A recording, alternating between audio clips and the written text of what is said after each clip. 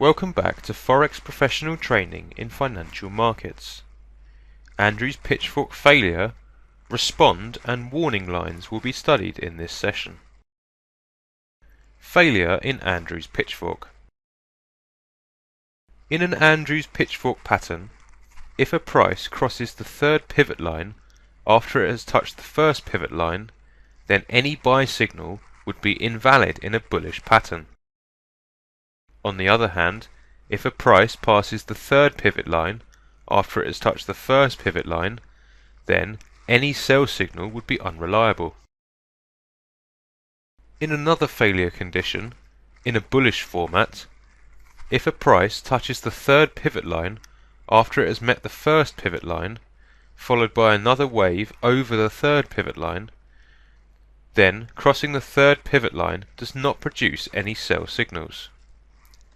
In a bearish format, if price goes near the third pivot line after it has met the first pivot line, followed by another wave lower than the third pivot line, then crossing the third pivot line does not produce any buy signals. A bearish example on MetaTrader 4 illustrates the first failure format.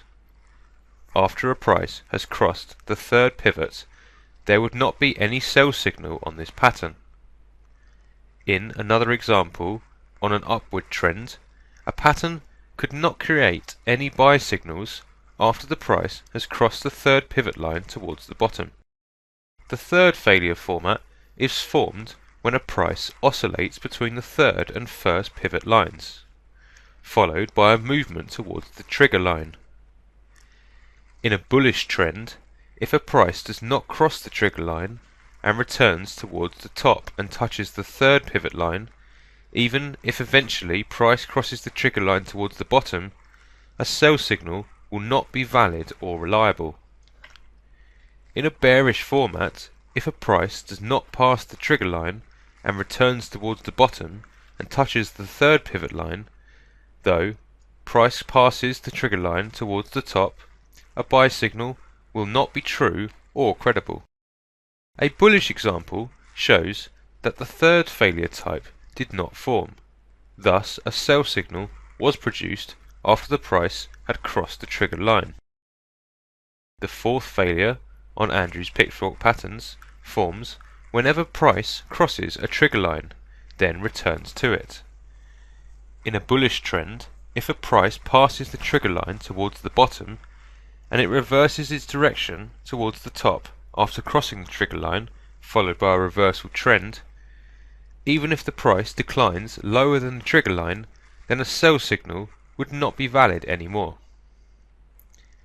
In a bearish trend, if a price passes the trigger line towards the top, it reverses its direction towards the bottom after crossing the trigger line, followed by a reversal trend. Even if the price rises higher than the trigger line, then a buy signal would not be reliable anymore.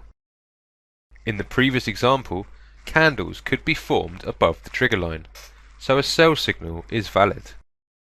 Small Andrew's pitchfork inside a main pattern. If a smaller Andrew's pitchfork pattern forms inside another Andrew's pitchfork pattern, there would be some advantages, such as SL would decrease, TP would increase, another confirmation on defined signal. A small bearish pattern forms inside a main bearish pattern, while a small bullish pattern would be in a bigger bullish pattern. Small patterns can be detected in shorter time frames. An example shows how to find a smaller pattern.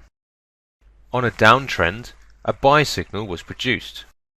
If a trader chooses a shorter time frame, there would be another small Andrew's pitchfork pattern with a downward trend. After the trigger line was crossed towards the top, a buy signal was generated and the trader could place a buy order with SL price under the last valley. After small fluctuations, price has reached the desired TP price and it continued its uptrend towards TP price of the main pattern. Warning line. In an Andrew's pitchfork pattern, a trader can measure the distance between the third and the first pivot lines, called R. In a bullish type, 3 parallel lines can be drawn under the third pivot line. In a bearish type, 3 parallel lines can be placed over the third pivot line. The gap between each line equals R.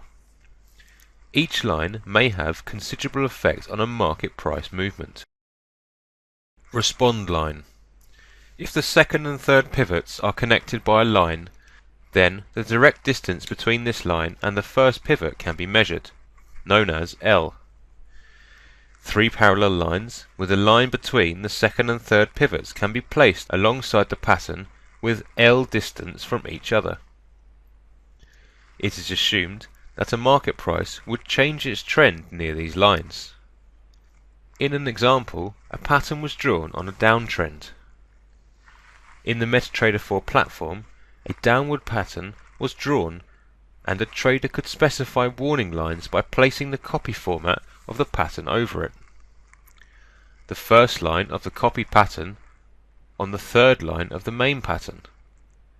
As the price increased, the second line of the copy pattern did not have a significant effect, while the price fluctuated as it reached the third line.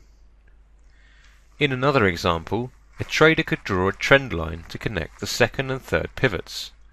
Then, a direct trend line could be placed between this line and the first pivot, known as L.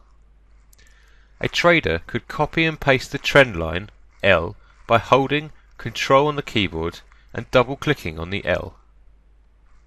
4 duplicate L lines could be placed on the first pivot line after the connecting line between the second and third pivot.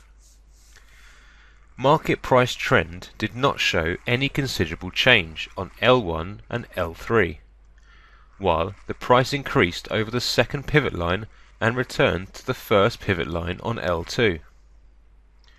Warning and respond lines do not guarantee that there would be a trend movement, while traders must consider them as effective spots on a market price trend. That concludes this session. Until next time and another session, take care.